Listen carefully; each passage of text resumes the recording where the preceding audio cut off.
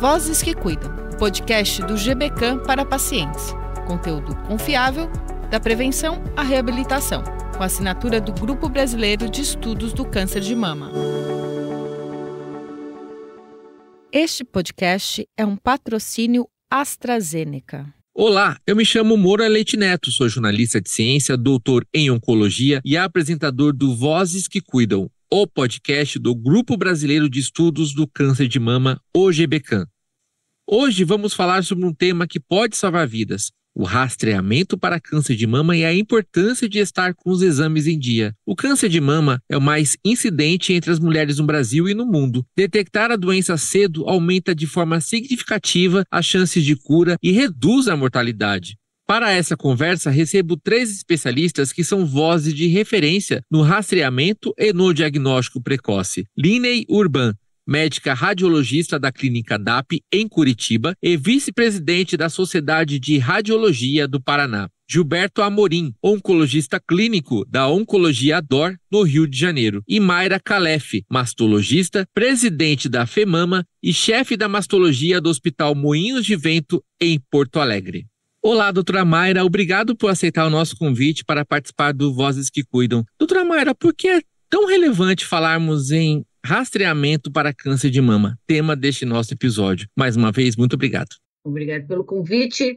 É muito relevante a gente falar nesse assunto, porque existe um pouco de história nisso, que começou nos anos 90, quando pela primeira vez a gente viu realmente um impacto de diminuição de mortalidade no câncer de mama, que ficou associado à detecção precoce, porque isso foi o que aconteceu com uma primeira-dama dos Estados Unidos na época, a Nancy Reagan, que tinha feito o seu diagnóstico através de uma mamografia de um tumor muito, muito, muito pequenininho, estou falando de década de 70, e que lá por 90, 94, 93, apareceu exatamente o impacto de sobrevida pela primeira vez. Isso associa-se ao rastreio, ou seja, à detecção precoce, mulheres fazendo exames sem precisar estar com sintomas, mas o tratamento associado, que a gente chama de adjuvante. É o tratamento, como eu explico, é aquele coadjuvante do ator principal. Ele é o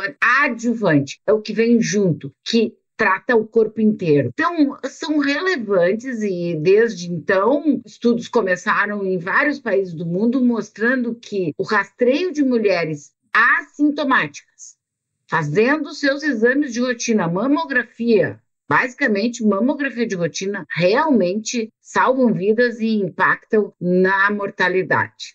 Doutor Gilberto, também é um imenso prazer ter você aqui conosco no Vozes que Cuidam do GBCAN. Doutor Gilberto, o diagnóstico precoce muda completamente o prognóstico, não é? Então, qual é o impacto concreto do rastreamento na sobrevida e na mortalidade? Bom, obrigado também pelo convite, é uma honra estar aqui com vocês.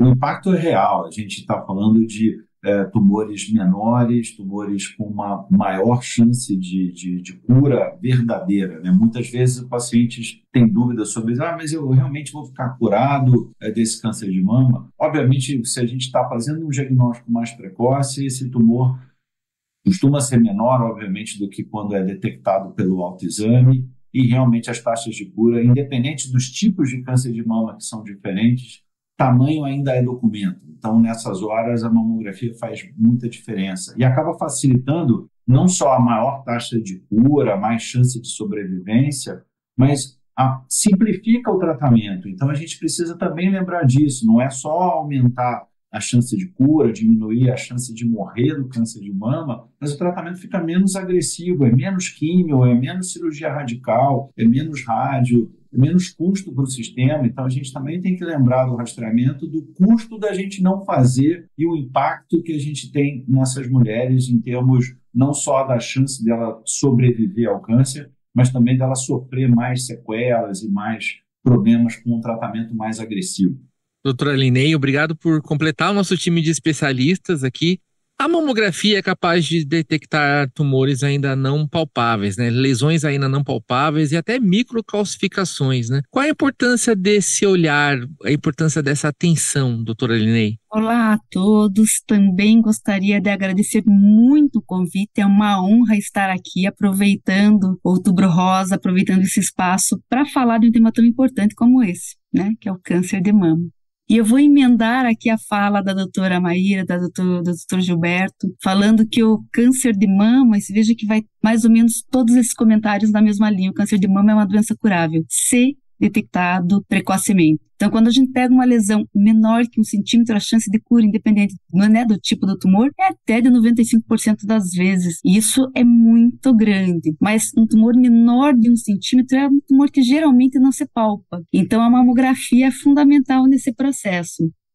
Mas o que eu gostaria de acrescentar, né? Porque a gente já falou isso, o ponto que nós partimos aqui é que a mamografia faz diferença. Mas o que eu acho que as nossas mulheres devem saber, a mamografia milagrosa, eu vou chegar lá, eu faço aquele exame pronto, não vou ter nenhum tipo de problema, de inconveniente, e a gente tem que saber que sim, a gente tem que estar preparado para quando eu quero fazer uma detecção precoce, uma lesão não palpável, para que eu tenha um tratamento mais tranquilo, mais chance de cura, eu posso ter sim alguns problemas. Quais são eles? Eu tenho que saber que algumas vezes eu vou fazer meu exame e a clínica vai me chamar para fazer, por exemplo, uma imagem adicional, e que eu não devo ficar estressada ou muito preocupada, é difícil, eu sei que é difícil falar isso, mas o conhecimento liberta. Então, muitas das vezes a gente vai chamar essa mulher para fazer uma imagem para dizer, olha, não é nada, é só uma área de sequela que você já teve alguma vez.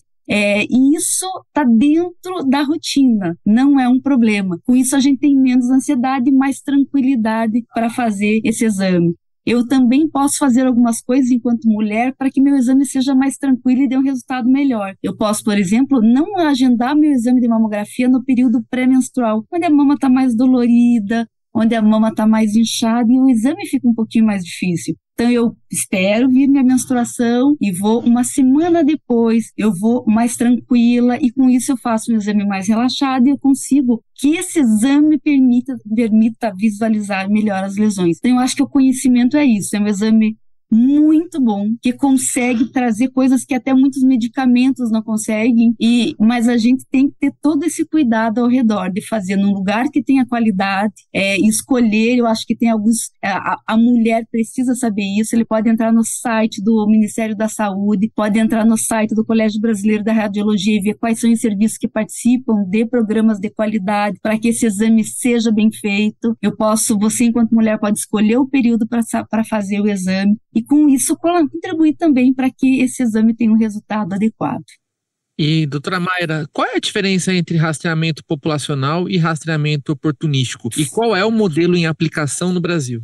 É interessante essa sua pergunta, porque o rastreamento oportunístico é aquele que depende da vontade da paciente ou do médico dizer para ela, olha, está na hora de fazer os seus exames, mas geralmente é da vontade do paciente, né? A mulher escolhe fazer, então, a sua mamografia e é o que a gente tem orientado. Acho que uma das grandes, a Linei vai concordar comigo, o Gilberto também faz parte da FEMAMA. Uma das grandes viradas foi quando a gente começou a conversar com as mulheres. Olha, porque no Brasil não existe programa populacional.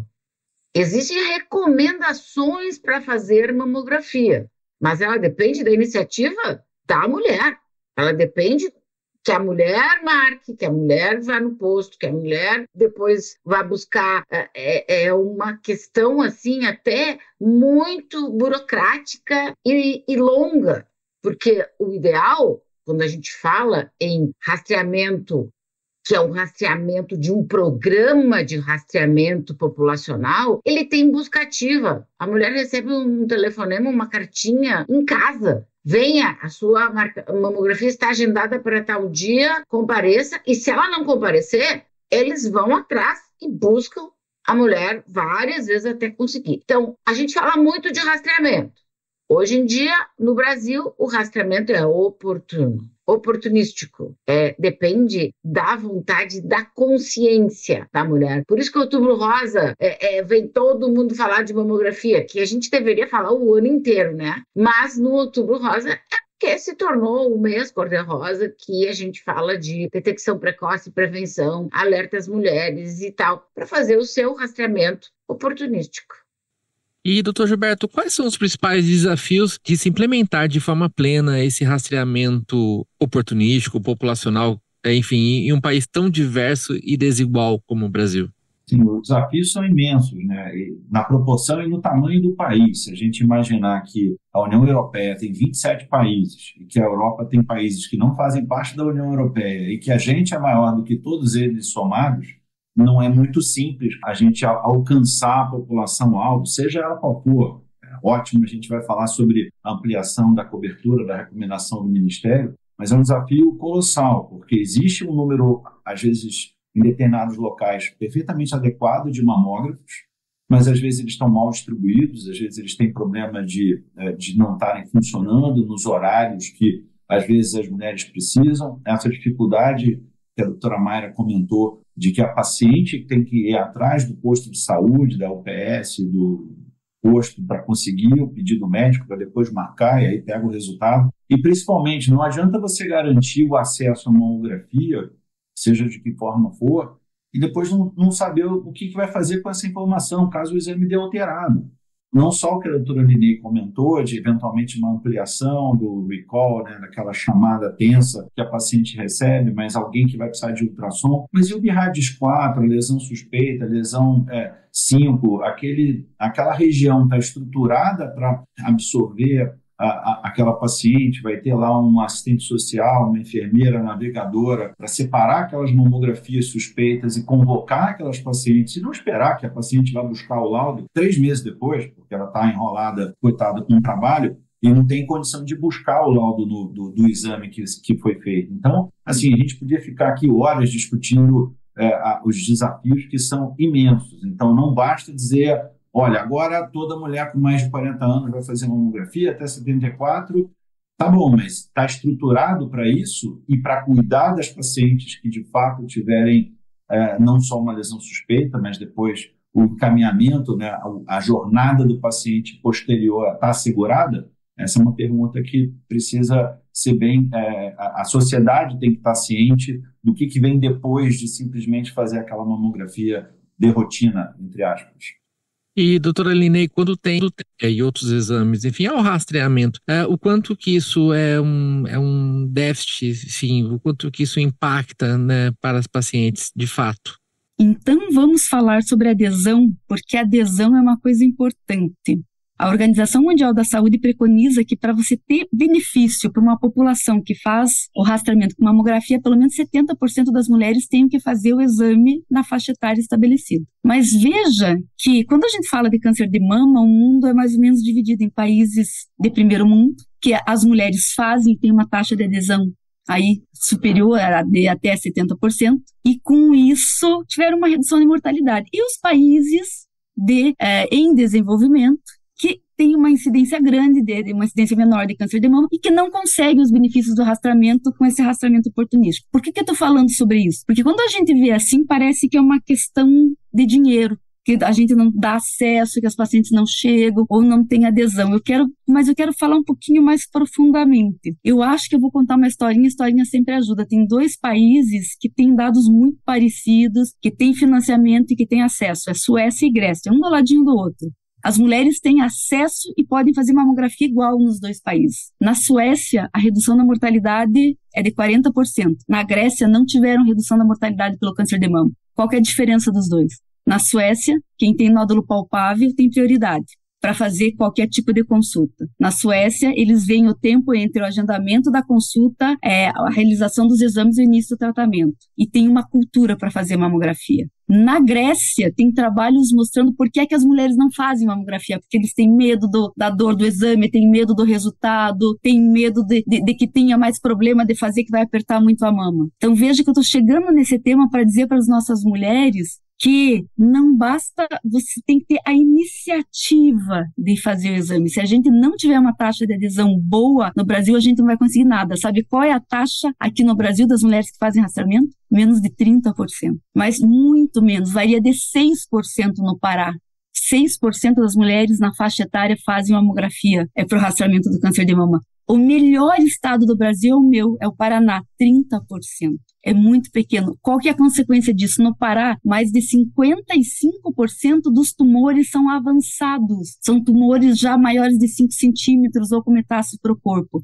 No Paraná, isso é bem menor, chega a 40%. Então, mostrando para as mulheres como é importante elas quererem fazer o exame, irem atrás, porque é elas que têm esse domínio. Então, a adesão é a coisa mais importante, não depende só de dinheiro, depende da vontade da mulher, e é isso que a gente tem que falar. É um direito dela, está garantido por lei, tem mamógrafos na maioria dos lugares, mas se elas não forem, a gente não vai conseguir. Então, falar de adesão é uma coisa muito importante e talvez a coisa mais importante nesse momento para nós. E, doutor Gilberto, o Ministério da Saúde anunciou a ampliação da faixa etária para rastreamento ativo até os 74 anos, né, e o acesso garantido às mulheres de 40 a 49 anos. Isso tem uma implicação, né, em política pública. É uma boa notícia, mas temos esse dado da ausência de acesso quando ainda não eram contemplada, ainda não contemplava essa recomendação de 40 aos 49. Ou seja, para ser de fato uma boa notícia, tem que ampliar ainda mais essa necessidade de acesso, né? É verdade, a gente não fazia ou não faz um trabalho bem feito com a recomendação do Ministério que já tem 20 anos. Então, assim, de fato, como muitas coisas acontecem no Brasil, às vezes é uma portaria, às vezes é uma lei, mas que não chega na ponta, que não é cumprida. Num primeiro momento, evidentemente, isso é um avanço, a gente está incluindo mais mulheres, a nossa pirâmide populacional é diferente de outros países, a média de idade do diagnóstico do câncer de mama no Brasil é menor do que de países como a Suécia. Então, a gente precisa rastrear, tem uma proporção grande de mulheres mais jovens com diagnóstico de câncer de mama. A mamografia pode não ser tão perfeita nessa faixa etária de 40 a 49 anos, mas é muito melhor do que não fazer. E, claro, o próprio IBGE mostra que as mulheres vivem mais no Brasil. Uma mulher, mesmo de classe social não alta, quando ela chega perto dos 70 anos, ela tem uma expectativa de vida no Brasil ainda de mais de 10. Então, parar o rastreamento ou a recomendação com 69 era uma coisa estranha para a gente já de longa data. Então, é uma vitória da sociedade, das sociedades médicas, mas, no fundo, uma vitória da sociedade, porque essa briga começa lá no início do ano, quando talvez fosse ter uma modificação do acesso das pacientes de plano de saúde, e aí aquilo tomou uma proporção muito grande na mídia e também com apoio de personalidades públicas. Isso acabou trazendo as sociedades médicas, o Colégio Brasileiro de Radiologia, a Sociedade de Mastologia, de Oncologia Clínica, Febrasgo, as ONGs envolvidas, FEMAMA, Oncoguia, acabaram sendo chamadas para essa conversa dentro da própria ANS, e aí a questão é, se a gente está defendendo isso para os pacientes de seguro de saúde, mas isso, a gente tem que defender isso no SUS também. Então, acabou se trazendo essa discussão que durava 20 anos que a recomendação não tinha mudado. Agora, não basta mudar a recomendação e a gente continuar rastreando 15%, 17%, 20%. A gente vai ampliar a faixa etária, mas vai continuar, não vai chegar na ponta. Ou seja, realmente a paciente precisa saber da importância do exame, o profissional de saúde lá na ponta, o agente de saúde que às vezes está na clínica da família, aquele que está lá na comunidade, cuidando às vezes do básico, lembrar para essas mulheres também que elas precisam fazer mamografia, e isso precisa chegar na ponta. Mas é um avanço, isso é inequívoco, a gente precisava ampliar esse acesso por características que já são nossas e já são conhecidas de longa data. Doutora Mayra, 1 entre 4 diagnósticos já era nessa faixa etária dos 40 aos 49, né? Ou seja, é uma população que os estudos já demonstravam essa evidência da importância de oferecer mamografia nessa faixa etária mais jovem, né? E mais, né? O que diz na nota técnica que foi agora divulgada é que é fazer mamografia de 2 em 2 anos, numa faixa etária de 40 a 49, onde o tumor é muito mais agressivo em geral, e não tem nenhuma evidência que diga que é de 2 em 2 anos nessa faixa etária. Então, assim, nós não queremos falar que não foi avanço, pelo menos estamos discutindo isso, mas eu defendo, se o governo diz que é para fazer recomendado pelo governo, que o maior impacto, baseado nos experts do INCA, de 50 a 74, de 2 em 2 anos, que faça então um programa. Que faça, que a gente mostre se funciona ou não funciona. O Gilberto falou bem, é difícil. Tudo é difícil, eu não quero fazer o fácil, eu quero fazer o que pode salvar a vida. E a gente sabe que isso aí vai ser fundamental. Agora, nem nos planos de saúde existem programas organizados de rastreio. Por que não existe? A paciente também ali depende. E tu sabe que a maioria dos planos de saúde no nosso país, eles são de pessoas que estão empregadas, são de empresas. Se ela não tem um dia para ir fazer, se ela não tem facilidades para ir fazer, não é chamada até pelo RH da empresa, que recomendação que é essa da ANS? Eu tô criticando positivamente. Eu acho que a gente tem que levar isso a sério. Nós estamos perdendo muitas vidas desnecessárias. Nós não temos nem dinheiro, aí eu vou falar de dinheiro, nem condições de tratar tanto câncer avançado quanto ele está chegando para nós. Nós precisamos virar a chave, fazer mais diagnósticos precoces, fazer com que esses 60% em alguns estados, mesmo 40% de estágios avançados, eles façam ao contrário. Nós precisamos chegar nos 70%, 80% de casos iniciais, estágio 1 e 2, como diz o Global Breast Cancer Initiative, que é uma recomendação da ONU, que o Brasil é signatário, e nós precisamos persistir nessas metas, que se nós aqui no Brasil e no mundo, tá? É uma meta mundial, conseguirmos detectar estágio 80% em estágio 1 e 2, se nós conseguirmos fazer com que as pacientes entrem nos 60 dias a fazer o tratamento e completem o tratamento, são três eixos. A gente vai salvar 2,5 milhões de vidas anualmente. Imagina o impacto disso, Moura, na questão também financeira, de custo social, de toda essa perda de produtividade da mulher nos seus melhores anos, pelo menos nos mais ativos, dos 40, 60.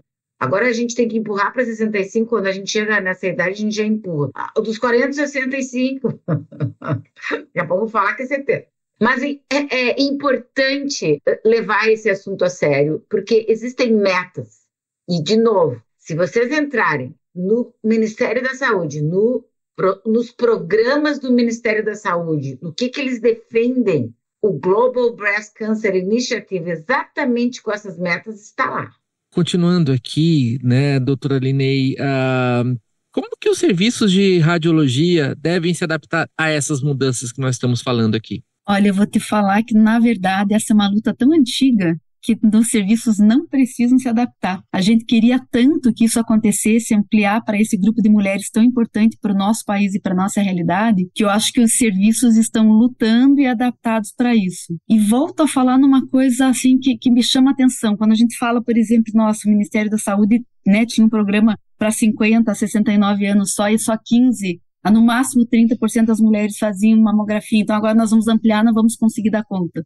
Mas me chama a atenção uma coisa, nós não temos fila de mamografia ao redor do Brasil. Eu estou na fila de mamografia há 6 meses. Não tem isso. Veja que nós fizemos, e me chamou muito a atenção, quando chegou o Outubro Rosa, eu acho que a gente tem que ir amadurecendo, e o Colégio Brasileiro de Radiologia no ano passado fez a primeira vez uma iniciativa diferente, que foi fazer ação social, né? Chega de nós só ensinarmos, vamos aproveitar o Outubro Rosa para fazer uma ação, nem que seja pequena ou maior, mas que incentive a outras ações e que as coisas venham em escalada. E nós fizemos uma campanha para que as clínicas filiadas do colégio doassem mamografias ao redor do Brasil. E a gente conseguiu quase 2.000 mamografias para serem doadas em todas as regiões do Brasil. E agora, pasmem você, qual era o nosso programa? Nós tínhamos essas doações, então na cidade que tivesse a doação, a gente procurava as ONGs para que viessem as pacientes e voltassem. E procuramos muitas regiões. Nós conseguimos ter pacientes para fazer esses exames. Olha, passou um pouquinho de 50% dos casos. Nós não conseguimos pacientes para preencher os exames. Então veja por quê. Porque, por exemplo, aqui em Curitiba, se ela chegar hoje, ela faz. E mesmo assim é só 30% das mulheres. Então a gente está preparado, não precisa mudar nada, mas a gente precisa da mesma coisa que houve no começo do ano e que permitiu de que não apenas não fosse alterado para os planos para a rede privada essa faixa etária, mas fosse ampliada para a SUS. Mobilização da população. A população precisa ter o domínio de que ela precisa fazer isso e precisa ir atrás, porque tem mamógrafo para fazer. A partir do momento que eu acho que 70% da população for atrás, aí vai dar fila. Mas nesse momento, realmente tem que dizer que a grande dificuldade está no pós. Fazer a ecografia, fazer a biópsia, fazer o tratamento, fazer a radioterapia é um problema. Cumprir a lei dos 60 dias é um problema. Mas o primeiro passo, esse está mais acessível, é um domínio das mulheres e a gente tem que falar isso para elas irem atrás. Doutora Mayra, nós temos também o cenário da mulher de alto risco, né, de maior predisposição a ter câncer de mama, e o rastreamento é diferente. Como que ele é indicado? Geralmente, aí nós temos outro gargalo, porque no Brasil ainda, só em algumas regiões, nós temos testagem genética. Então, é pela história familiar, e certamente pela história familiar, assim, colhida. Tá, tem pai, tem mãe, né? A gente vai indicar muito mais do que se tivesse testagem genética, certo? O que eu quero dizer é que para ser uma paciente de alto risco, ela tem que ter alguns critérios muito específicos. E não é só o que diz lá na recomendação, ou ter histórico familiar. Quem é que não tem hoje em dia, meu Deus do céu? Algum histórico familiar. Todo mundo tem. O histórico familiar, que é relevante no caso de botar uma paciente, vamos dizer assim, em alto risco, são ter uma mãe com menos de 50 anos ao diagnóstico, ou ter um homem na família, ou ter câncer bilateral, ou um tipo específico de perfil de câncer. Tem um critério. Mas, quando a gente consegue preencher esses critérios, mesmo sem a testagem disponível, a gente costuma fazer mamografias, pelo menos iniciar as imagens, uns 10 anos antes do que a mulher mais jovem que teve o câncer. Por exemplo, se a mãe teve com 50, começa com 40. Se a mãe teve com 40 câncer de mama, ou mesmo começa com 30. É mais ou menos uma conta. E tem os últimos estudos aí falam em 15 anos até, que seria até mais, o início seria até do rastreio. Agora, o que é as recomendações hoje em dia dos colégios americanos e de outros? É que tem que associar ressonância magnética. E aí não tem no SUS ressonância magnéticas de mamas. Então, esse é o grupo, vamos dizer assim, que a gente deveria se preocupar mais, porque nós vamos detectar um potencial de câncer de 70% mais ou menos de desenvolver a doença, enquanto que na população em geral é muito mais baixo do que isso, e que nós estamos talvez perdendo a chance, e a mãe dela já morreu, a tia já morreu, a avó já morreu, perdendo a chance de identificar essas famílias. E por isso a gente é super... Aí, como é que eu vou dizer assim? A gente vem lutando muito com essa questão de testagem genética no Brasil. Medicina de precisão. Vamos saber que tipo de tumor, que tipo de genes essa paciente trouxe da família. Isso, hoje em dia, está bem claro que a gente muda até o tratamento, até o tipo de cirurgia. Então, eu te falo assim que nós temos... Eu sou parceira da Linea. Eu quero que as pessoas acordem para esse assunto. Vamos acordar. Acordar quer dizer o quê? Eu já tenho 40, eu tenho que fazer mamografia. Vou ter que fazer. Não estou nem falando daquela que tem caroço. Eu tenho história familiar com parentes próximos, com menos de 50 anos, que tiveram vários casos de câncer na família. Eu também já tenho o que fazer. acho que é acordar a população. Tenho vontade às vezes de sacudir, sabe? Doutora Ninei, gostaria que você trouxesse um cenário assim, explicado da forma mais resumida que você conseguisse sintetizar para quem está nos ouvindo, para os pacientes, sobre as dificuldades que muitas vezes algumas situações a mamografia encontra, por mais que ela seja o exame padrão, e como que, enfim, outros exames eles são indicados, em que eles se diferenciam, né? E depois eu gostaria de um comentário do Dr. Gilberto, dizendo o quanto é importante essa complementação desses exames. Perfeito. Então, como que a gente, né? Qual é o princípio para a detecção precoce do câncer de mama? Todas as mulheres, sem sintoma nenhum, a partir dos 40 anos, fazem a mamografia, a fim de detectar ou um nódulo, né, de preferência abaixo de 1 centímetro, ou calcificação. Mas tem um grupo de mulheres que tem o que a gente chama, que a maioria das mulheres deve ter escutado, que é a mama densa. O que é a mama densa? É uma mama que tem muito tecido mamário e pouca gordura, né, porque a mama é composta desses dois tecidos, ou gordura ou tecido mamário. E não depende do tamanho da mama ser grande ou pequena, não, é a composição. Então tem mama pequena que é quase só tecido mamário, mama grande que é quase só gordura. Na mamografia, quando vê que essa mama é quase só tecido mamário, ele fica muito denso, muito branco, por isso que a gente chama de mama densa. 50% das mulheres, a metade delas tem esse padrão. E nesse grupo de 50%, a mamografia diminui a detecção, porque pode ter um nódulozinho lá no meio daquele tecido mamário e a gente não está vendo. E aí vai ver quando ele está muito grande. Então, para esse grupo de mulheres, o ultrassom, que é um exame barato, acessível, entra muito bem para fazer o que a gente chama de rastreamento suplementar. Então, em países como, por exemplo, nos Estados Unidos, né, que tem acesso à saúde, eles têm uma legislação onde a paciente tem o direito de saber que a mama é densa e, com isso, ela tem o direito do sistema de saúde lá local dar o ultrassom. Para nós, é a mesma coisa. Nossas mulheres com mama densa têm, teoricamente, o direito de fazer o rastreamento complementar com ultrassom, só que o acesso no SUS é bem mais difícil, é uma população, mas é uma luta por vez. A gente conseguiu uma coisa, vamos para a segunda também. Mas o ultrassom é um método complementar para isso. E aí a gente vai para o segundo método complementar, que é a ressonância magnética. Veja que a ressonância magnética ela é extremamente útil para as pacientes de alto risco. Mas o que é importante a gente saber? Quando a gente pega a população, a gente está falando de pacientes de alto risco, é 1% das mulheres.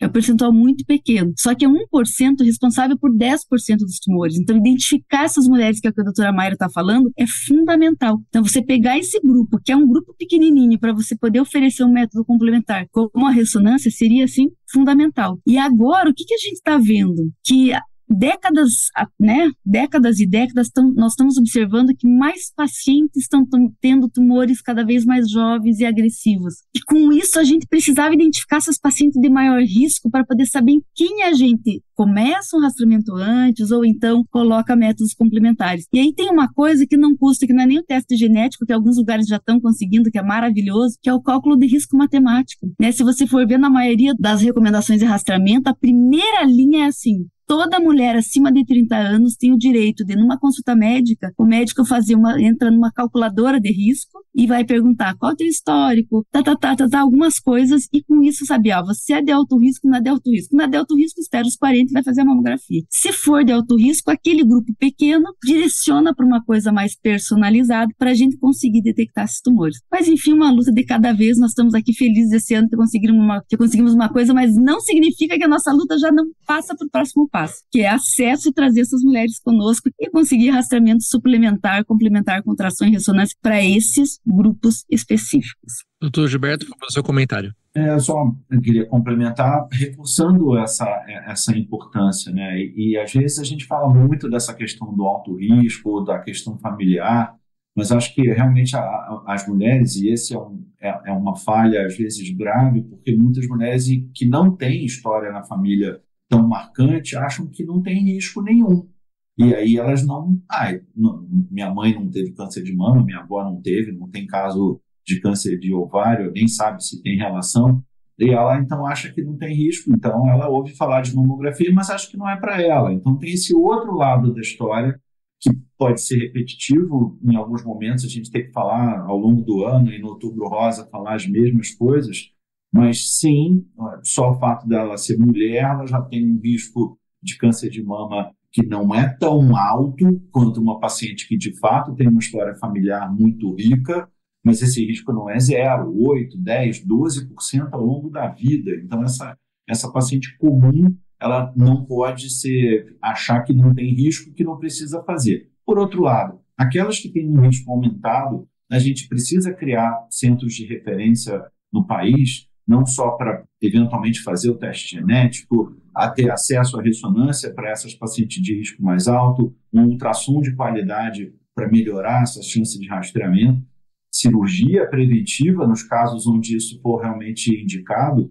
A gente não precisa ter centro para isso em 5.000 municípios, mas pode ser organizado regionalmente uma estrutura de referência para essas pacientes de risco mais alto, como a doutora Mayra falou. São pacientes que, às vezes, ao longo da vida, não têm 8 a 12% de risco de câncer de mama, é 70 a 80%. Então, de fato, tem uma chance muito alta dessa paciente ter câncer de mama ao longo da vida, e não dá para ficar assistindo o que a gente vê, minha mãe morreu de câncer de mama, minha avó morreu e ninguém fez nada, a paciente não começou um rastreamento mais precoce, não recebeu uma atenção diferenciada, e quando a gente quer, a gente consegue o acesso. Existem exemplos, a gente tem cadastro único para programas de família, o governo, mesmo no nível do SUS, sabe exatamente quem são as mulheres, qual é a faixa etária, os programas de saúde da família, os municípios sabem quantos anos essas mulheres têm e aonde elas estão. Tem plano de saúde que manda um pedido de mamografia no mês de aniversário da paciente daquela faixa etária elegível. Ela não precisa ir no ginecologista nem para passar por uma consulta médica para receber um pedido. Então, tem cadastro para tudo nesse país, inclusive na rede pública. Será que a paciente não poderia receber uma notificação? Todo mundo hoje tem um celular e podia receber, ao longo do mês do aniversário, uma notificação para procurar a UBS ou procurar o centro regional para fazer seu exame de mamografia. Esse rastreamento pode ser feito de uma maneira melhor, mesmo com a estrutura que a gente já tem. De fato, a gente precisa saber utilizar. E claro, para aquelas mulheres que trabalham, que em alguns estados você tem legislação que permite a paciente faltar ao trabalho uma vez por ano para fazer mamografia, por exemplo. Ela não vai ser descontada do salário, mas essa é uma legislação que não é nacional. Então, tem questões que, quando a gente quiser, mesmo com poucos recursos, a gente pode fazer um trabalho mais bem feito. Doutora Mayra, nós falamos aqui de algumas barreiras para o rastreamento, né, com mamografia, dentre eles uma falta de informação e da busca dessa mulher pelo exame, mas há também, andando paralelamente, a desinformação. E nós tivemos, por exemplo, em um dos Outubros Rosas, né, nós tivemos uma fake news, né, uma mentira, associando a realização de mamografia com alterações na tireoide, por exemplo, né? Um desserviço imenso em pleno Outubro Rosa, né? Em qualquer ano é um desserviço, mas em pleno Outubro Rosa. Como trabalhar essa questão do medo, enfim, das mulheres em relação ao exame de causar dor, enfim, para que aumente essa adesão das mulheres? A gente hoje em dia tem muitos sites, muitos lugares com boas informações. Só que essas coisas pegam rápido, né? Essas fake news um rastro de pólvora, uma loucura isso. E essa pessoa foi até, além de ter sido convidada a se retirar das redes e tudo, está sendo processada. Essa que inventou tudo isso, mamografia da câncer, mamografia da... Então, assim, nós precisamos também denunciar essas coisas, porque não levou 15 minutos que todo mundo foi para cima e abortou essa história. Então, eu acho que as sociedades médicas, nós aqui, e todo mundo que tem esse poder na mão de comunicar, informar com qualidade, tem a obrigação de fazê-lo. Porque senão deixar esse monte de louco solto aí não dá. E cada um querendo mais likes, mais engajamento, porque parece que é isso que pega, né? Então, o que eu acho importante é que... Vamos ver qual é que vai ser a boa do ano, tá? Deste ano, porque vai ter alguma. A gente comenta depois. Mas o que a gente está falando, por exemplo, a campanha de Outubro Rosa do ano passado... Até foi muito providencial o que essa pessoa fez, porque a nossa campanha era com mais informação de qualidade, somos mais vida. Já estava lá no programa essa história. Esse ano nós vamos falar sobre prevenção. Prevenção, no meu entendimento, não é prevenção para que a doença nunca apareça. Porque tem essa, né? O Gilberto e a Linei vão concordar comigo. Tem pessoas fazendo, que a gente cuida e fazem mamografias, e ficam muito decepcionadas quando a gente acha alguma coisa, porque elas acham que elas estavam fazendo mamografia para não ter a doença. Tem muito isso, né? Mas é que não é para não ter, é para não morrer da doença. Vamos ser práticos aqui. Isso também é prevenção. Existe a prevenção de um mal maior.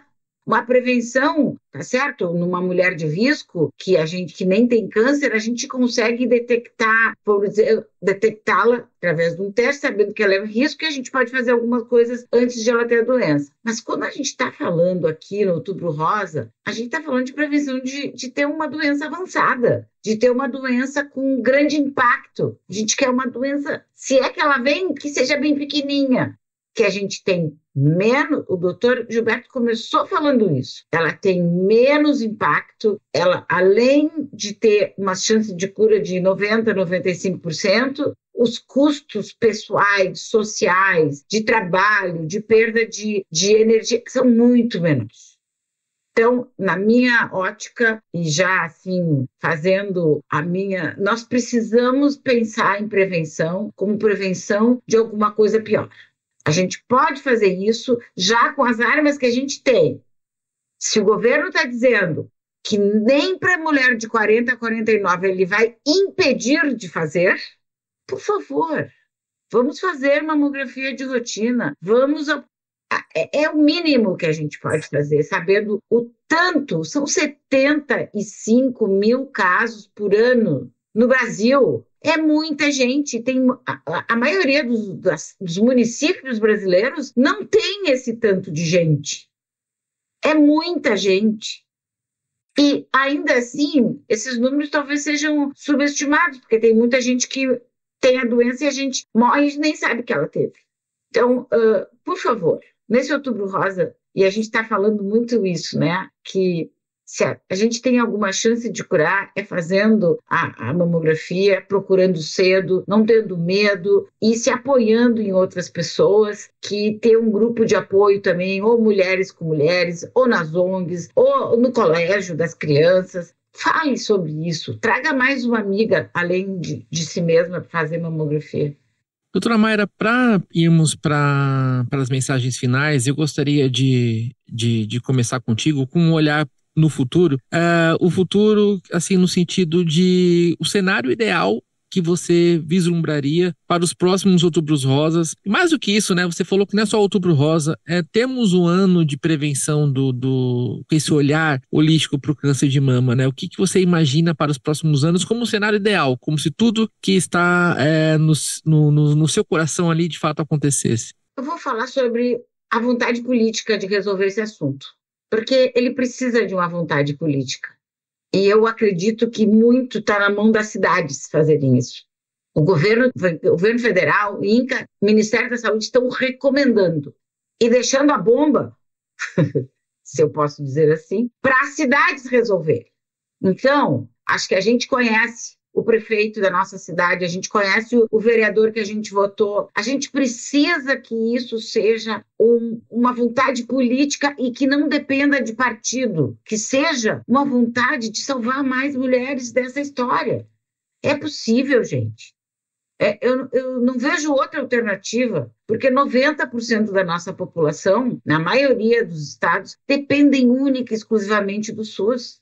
E temos isso no SUS. E exatamente a doença inicial, que ela é tão bem tratada no SUS quanto se ela tivesse um plano de saúde. Agora, quanto mais a doença avança, mais diferente fica esse tratamento por falta de acesso a tecnologias avançadas. Então, eu acredito que nós precisamos de vontade política e esse tem sido a minha pauta. Acho que estamos fazendo. Vamos continuar e nós precisamos de mais apoio. Doutora Mayra, muito obrigado por sua participação e parabéns pelo inspirador trabalho que é realizado junto à FEMAMA. Muito obrigado, doutora Mayra. Doutora Linei, também com relação a esse contexto de mensagem final, olhando para o futuro, temos esse presente momento presente, que é a inteligência artificial. Ela já está aplicada na radiologia? Está em aplicação? Como que isso se dá e se ela já aumenta ou visa aumentar a acurácia das mamografias e dos exames complementares? Perfeito, eu acho que esse olhar para o futuro mostra para nós que a inteligência vai invadir todas as áreas, né? Todas as áreas, vai desde a indústria, acho que não tem uma área que ela não vai ser impactada. Dentro da saúde, muito. Dentro da radiologia e diagnóstico por imagem, muito. E o primeiro exame é a mamografia. Então, atualmente, a gente já tem em prática vários softwares que avaliam qualidade de posicionamento, que avaliam a dose de radiação, que já avaliam a chance, o risco de malignidade de uma determinada lesão, já dão o diagnóstico diferencial e já emitem até um pré-laudo. Então, tudo isso fazendo de forma padronizada. É claro que quando a gente fala isso que já tem para aplicação, nós estamos num cenário ainda que não é para aplicação global. Você consegue comprar um custo muito alto e colocar na tua clínica. Então, o grande limite da inteligência artificial nesse momento ainda é o custo. Por isso que vai demorar um pouco para chegar para nós aqui no Brasil para colocar em prática para grandes populações. Entretanto, eu não tenho dúvidas que esse impacto será para muito melhor em termos de qualidade. Nós vamos conseguir levar a mesma qualidade aqui para um grande centro e lá para o Amazonas. Então, eu acho que o grande passo da inteligência é isso. No começo dá medo, tudo que a gente desconhece, mas a gente tendo legislação, a gente tendo cuidado, esse impacto e está se encaminhando para isso, vai ser muito melhor. Mas a tecnologia, a inteligência artificial, tudo isso é muito importante, mas nada muda a humanidade, o olhar médico. Eu acho que a grande mensagem que eu gostaria de deixar no final é que a gente precisa sim de tecnologia, mas a gente precisa de humanidade do médico que está atendendo e que faça o melhor e que dê o apoio, cuidado, acolhimento para paciente. Vou falar aqui de humanidade das pessoas que têm impacto e que em todo Outubro Rosa sabem que quando colocam uma mensagem, né, os influenciadores, isso vai para muitas pessoas e podem ou ajudar ou causar um desastre, né? Causar e tirar ali, levar informações erradas e tirar aquele momento que a pessoa poderia trazer e fazer a coisa correta. Então, humanidade para que eles pensem o que eles estão fazendo, se eles só querem ganhar dinheiro, lucrar com aquilo, ganhar like, ou se eles querem informar. A gente precisa de humanidade para as nossas mulheres, né? Para que elas, nesse Outubro Rosa, façam um pouquinho por elas, façam um pouquinho para as pessoas que estão ao redor, ajudem e todas estejam juntos e se deem as mãos, porque afinal juntos somos mais fortes. Quando todo mundo tiver isso e quiser ajudar o próximo, eu acho que é uma força tão forte que isso nada muda. E quando a gente une a tecnologia a isso, não tem como. Então eu vislumbro um futuro melhor, mas a gente precisa, claro, de tecnologia, mas muita humanidade para todos. Muito obrigado também por sua participação incrível, doutora Linei, muito obrigado.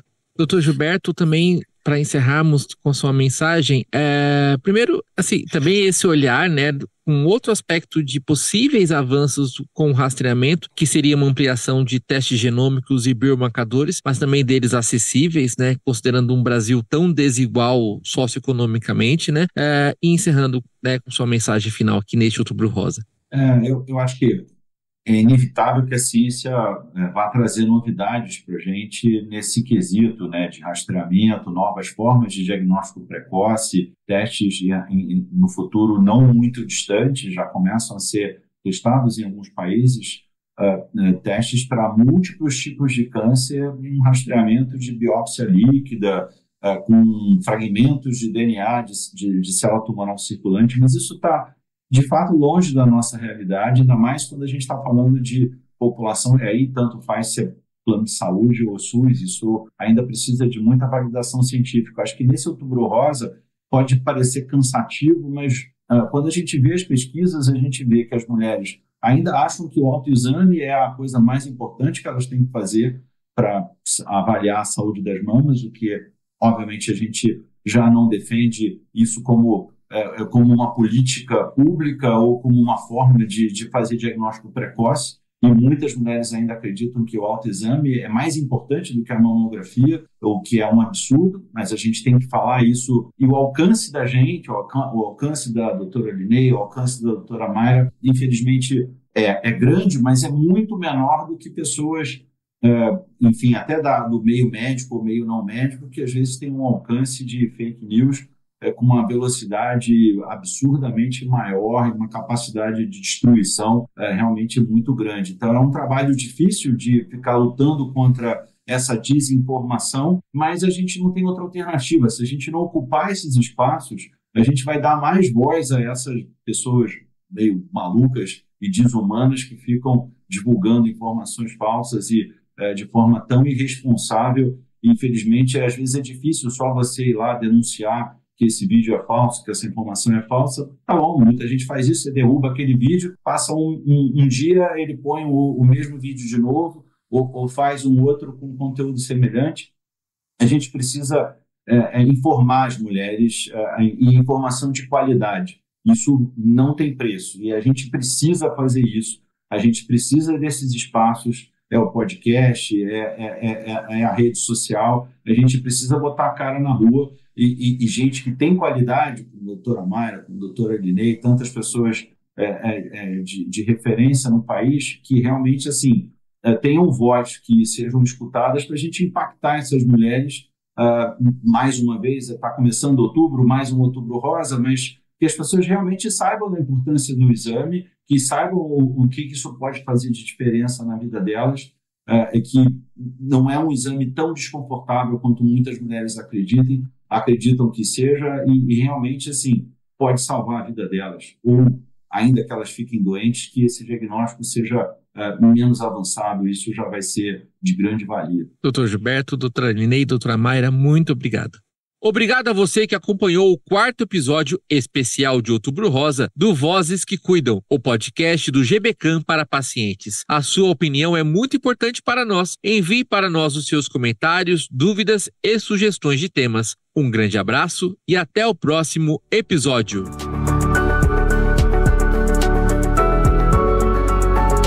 Você ouviu Vozes que Cuidam, podcast para pacientes do Grupo Brasileiro de Estudos do Câncer de Mama, uma produção da Senso Consultoria de Comunicação e Banca de Conteúdo. Roteiro e apresentação, Moura Leite Neto. Direção, Luciana Onken.